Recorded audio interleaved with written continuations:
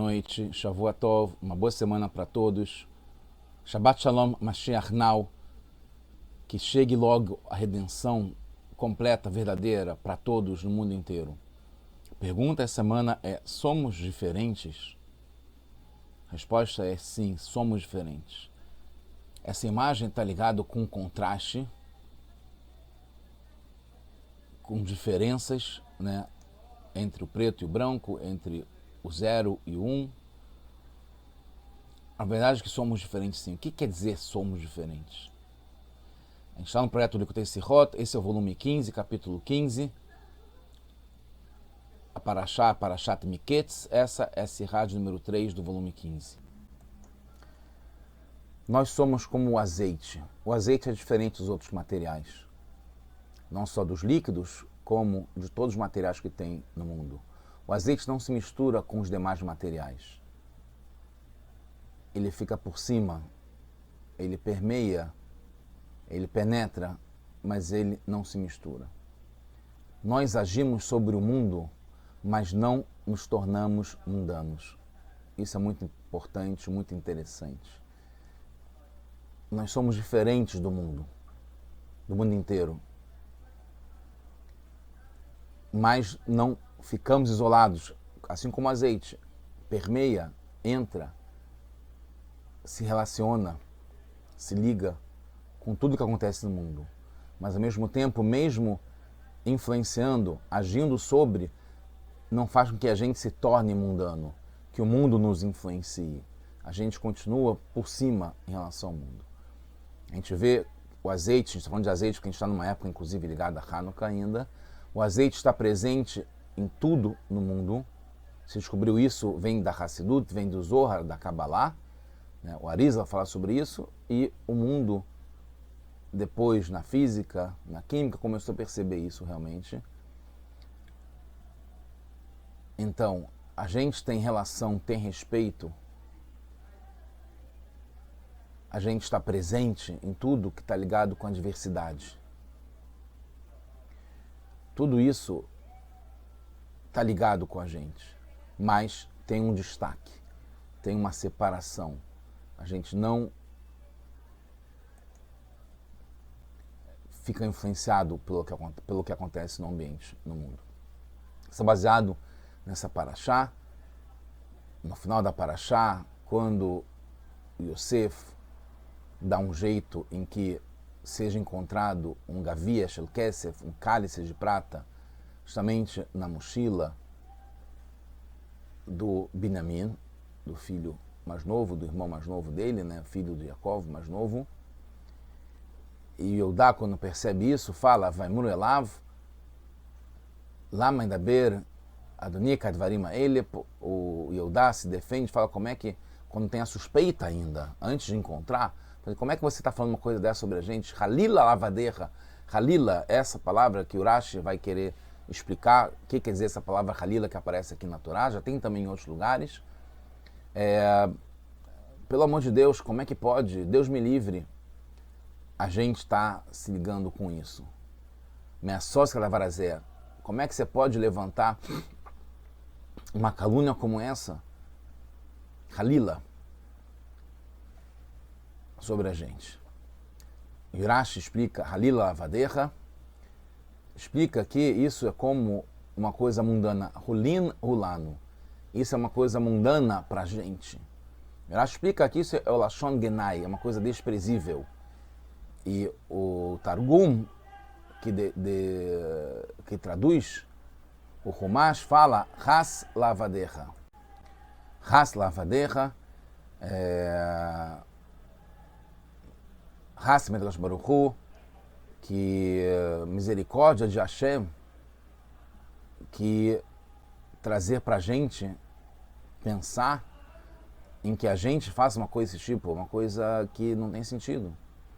E o Urashi explica que tem muito disso no Talmud, que está ligado com a expressão que a gente usa hoje em dia, ainda em hebraico, Chaz Shalom ou Chaz Halila, que está ligado com essa ideia de Deus me livre, que não tem sentido para a gente fazer isso. É uma coisa mundana, Rolim Hulano, mundana, está ligado ao mundo e nós somos acima disso. é uma coisa baixa, é uma coisa inferior, o sentido de desprezível, que a gente não tem relação com isso. E também tem um sentido que eu estava falando sobre a tradução, que Deus tenha piedade de nós, que tenha misericórdia, que Deus nos livre. Tem essa expressão também em português, né? Que tenha piedade, misericórdia, que é uma coisa absurda, que não faz nenhum sentido isso. Então, quando tem essa desconfiança de ter roubado da família do Yaakov, e Eudá defende, ainda sem saber que isso era verdade, aconteceu mesmo ter sido plantado, e ele fala que isso é uma coisa desprezível, abominável, e que é uma coisa mundana, que não tem relação com a gente, que a gente está muito acima disso. Como é que pode? Não faz sentido suspeitar da gente, porque é uma coisa que faz parte do nosso universo. Não tem como. Tem um outro, na outra Parashá de Vayera, Vagash Abraham Vayomer, Ha'afti Spet Tzadik Im Rasha, quando Abraham vai defender a cidade de Sidom e Amorá, as 5 cidades que estavam com o risco ou com o decreto divino de acabar com as 5 cidades. E Abraham foi defender, falando: como é que pode você querer julgar e contar um tzadik junto com um rachá? Se tiver tzadikim nessa cidade, não vai salvar a cidade inteira? Ou eles não vão se salvar? Porque vai contar todo mundo junto. Halila lecha mesos karabarazé. Então, é o mesmo termo, Halila lecha, uma coisa improvável, não tem sentido. Abraham fala para Hashem fazer uma coisa como essa. Assim como Eudá fala que não tem sentido suspeitar de uma coisa como essa, que eles possam ter alguma ligação com o roubo. O Rashi explica, nesse caso de Abraham, Halil lecha, holin hu lecha. Mesma palavra, holin, que é uma coisa mundana, que é de hol, que é uma coisa trivial, não sagrada. E aqui o Rashi explica, então, que é uma coisa mundana também. Mas aí surgem algumas perguntas. Primeiro, por que em Miqueias, que a nossa paraxá agora, o Rashi acrescenta que tem a linguagem de desprezível, genai. Lá, Abraham não fala, o Rashi traz que é holin, que é uma coisa mundana, juntar um tzadik com um rachá, uma pessoa boa com uma pessoa perversa, não faz sentido para Hashem ele punir, castigar todo mundo, se tem tzadikim que podem se salvar. E aqui, em Miqueias, o Rashi acrescenta que tem essa tradução, e vai falar que está ligado com Haz Shalom, que é Deus me livre, misericórdia de Hashem, suspeitar desse nível. Algumas considerações, alguns pontos que trazem uma resposta. Em Vayera, Abraham está falando com Hashem. Então não tem sentido falar para Hashem uma coisa mundana, porque Hashem não está ligado com o que é mundano, por definição. Então é falado simplesmente como pensando em voz alta. O Abraham pensando, Halila lecha, não faria sentido, porque realmente não faz sentido. Aqui em Miqueias poderiam fazer algo mundano, né? As pessoas fazem, acontece isso. Não sei se no país onde vocês moram, mas no que eu moro é possível acontecer uma coisa como essa. Mas para eles, então, é um costume, uma coisa que poderia acontecer no mundo, né? É uma coisa mundana que é comum acontecer, mas que para eles, que é uma família sagrada, etc., é uma coisa desprezível. Por isso que então o Rashi em Miqueias faz sentido explicar que é uma linguagem desprezível, porque somos diferentes. E Eudá fala, nós somos uma outra família. É mundano, uma coisa que outros poderiam fazer, mas a gente não. Para a gente é desprezível. Quem pode pensar que uma família como nossa, nobre, vai se relacionar com a ideia, possibilidade de roubar um cálice de prata? Por outro lado, quando fala que é mundano para a gente, poderia ser para eles uma coisa como essa, mas já que eles estão acima disso, é desprezível. porque se refere ao objeto ou à ação. Que aquele objeto, aquela ação de roubar é uma coisa desprezível. Agora, pelo contrário, o mundano é uma coisa que é em geral, que todo mundo poderia fazer isso. É independente de uma coisa particular. Então, é mais forte ainda quando fala que é mundano, porque pode ser qualquer coisa. Aqui as tribos deviam acabar com a queixa que possa ter alguma ligação com o roubo. Eles queriam acabar o mal pela raiz, como se eles não tivessem nenhuma relação com isso. Não podem nem começar a investigar, a ter um caso, porque é uma coisa que não fazia parte deles. Então eles afirmam que mesmo uma coisa mundana é desprezível para eles, para encerrar o caso assim. A questão é como queriam convencer um egípcio, porque eles não sabiam que era Yosef que estava suspeitando, ou que era Menashe, que era o filho de Yosef, que era judeu, que poderia entender como que para eles é desprezível. Para um egípcio, até a mais promíscua que tem, ele não achava isso nada desprezível. Roubar é uma coisa que tinha no café, almoço e jantar. Pelo contrário. Então, eles deveriam ser mais claros contra o roubo, que é uma coisa que era comum no Egito. Então teria mais motivo em suspeitar que eles, como todos, poderiam fazer uma coisa como essa, de roubar, uma coisa mundana. Então a gente vai trazer agora, já quase terminando, uma aplicação prática para a gente no dia a dia. Essa ideia de ser diferente, de ter um destaque em relação às coisas do mundo que são mundanas, ao ponto de ser desprezível para a gente, porque a gente não se relaciona com esse tipo de coisa. A gente tem relação com o mundo, mas não ao ponto de ser transformado, ser impactado pelas coisas mundanas que são negativas. Então, todos temos que ter as qualidades dos patriarcas dentro de nós. Isso é claro, né? Os avós são gerais para todo mundo, mas em relação às tribos, não. Porque cada tribo tem uma linha diferente, tem um eixo diferente. O Ven tem coisas que Eudá não tem, Shimon, etc. Por isso que cada um de nós pertence a uma tribo. Hoje, a maior parte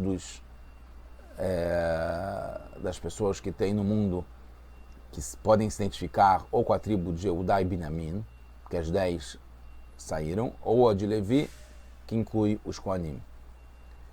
Mas então cada tribo está ligada a uma parte. Mas aqui tem uma parte que é geral, mesmo das tribos, que é essa repulsa ao roubo, que é uma coisa que é comum no mundo, mas não para o povo inteiro.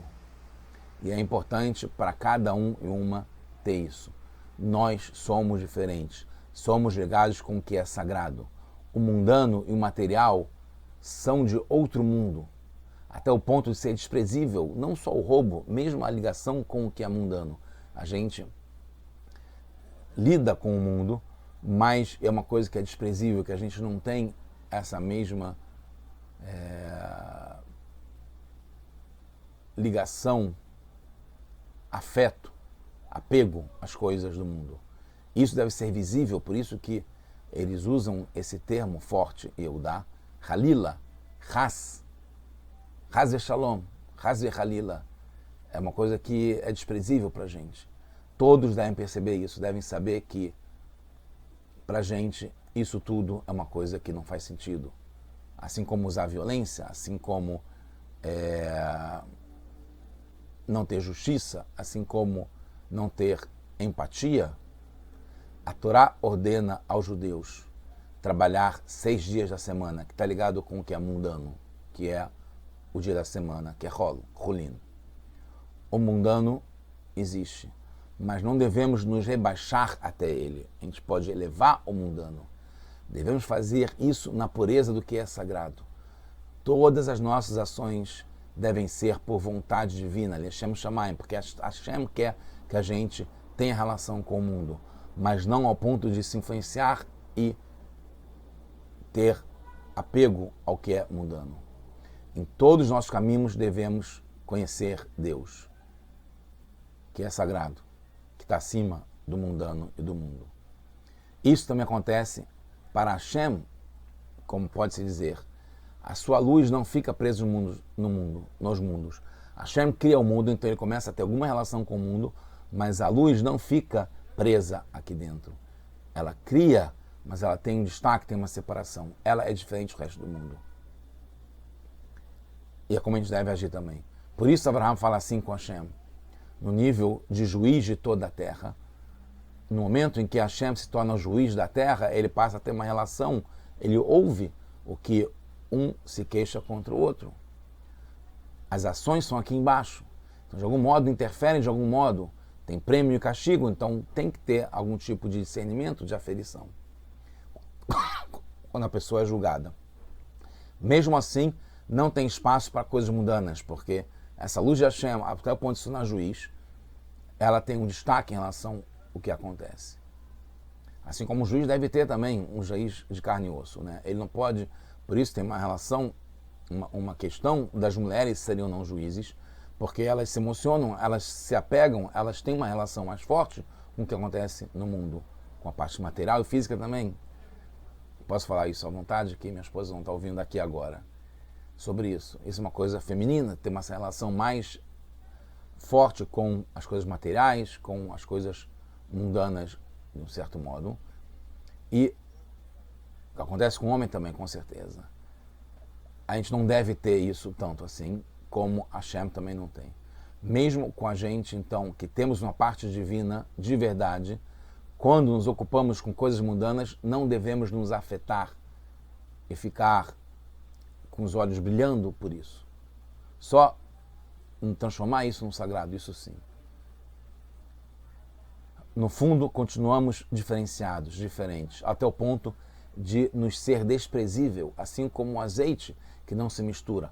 Somos acima do material, por isso podemos refiná-lo.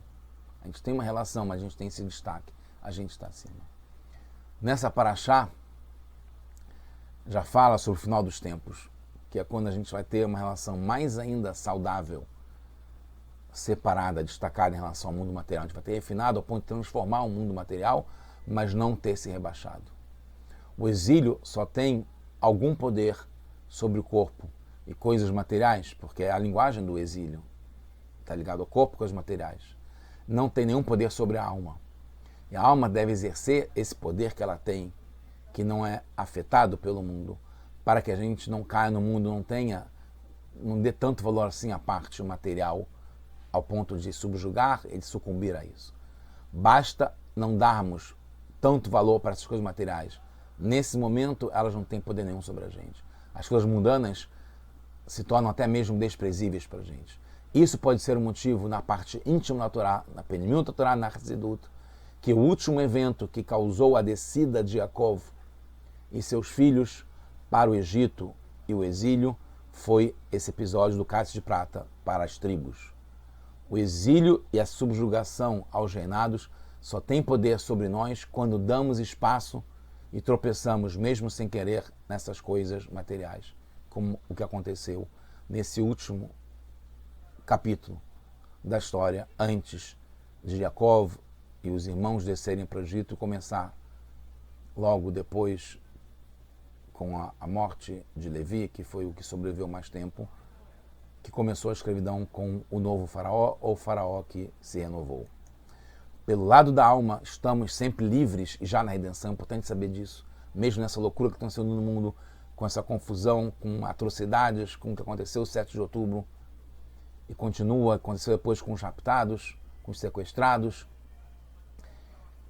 A gente deve saber que a alma sempre continua livre e já está na Geulah.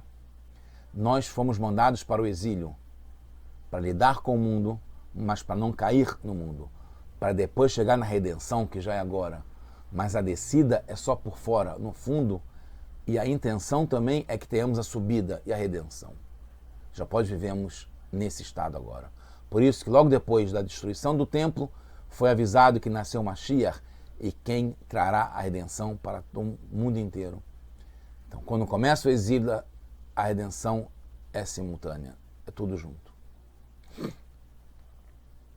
A gente tem também essa linguagem na Parashá, Mandaber Manisadak Ha-Elokim. O Rashi explica, Manisadak, Lashon Tzedek, é a linguagem de justiça.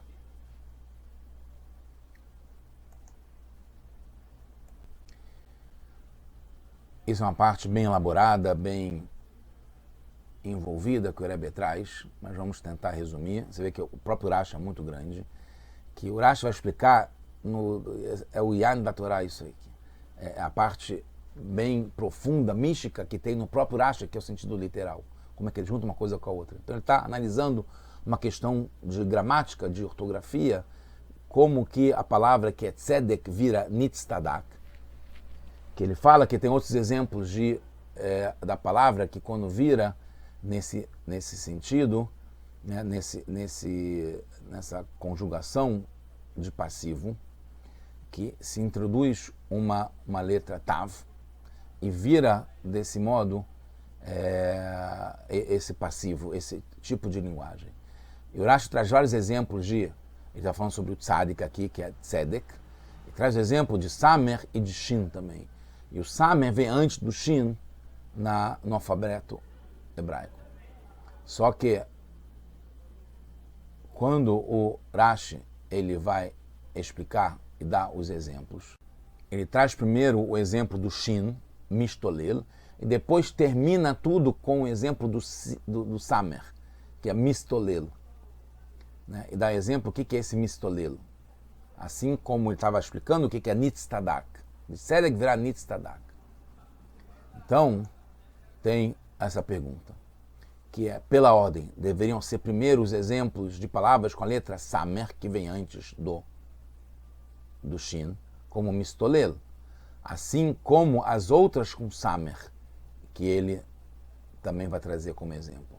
E só depois as com shin, como mistolel. A pergunta é, por que explica aqui? Então, e aí ele traz primeiro o mistolel. E a segunda pergunta é, por que explica aqui que é um caminho não pavimentado? Mistolel está ligado com o caminho não pavimentado. Em Vaerá, que tem um outro momento que usa essa palavra mistolel, ele diz que é um caminho, que tem um caminho, e não que é um caminho não pavimentado. E terceiro, porque usa aqui uma linguagem rebuscada para explicar isso. Então, chegando ao fim, e justamente por isso que termina, quando fala sobre redenção, está se preparando para chegar na redenção com as próximas parashiot e o livro Shemot, que está ligado um livro da Geulah, da redenção, embora comece com a escravidão no Egito. Parashat Miketz é o fim da preparação para o exílio do Egito, porque a partir de Miketz, Jacó vai descer com as tribos e a gente vai ficar lá durante 210 anos, até que vai ter a saída do Egito, que é Pesach, que é Yetziat Mitzrayim.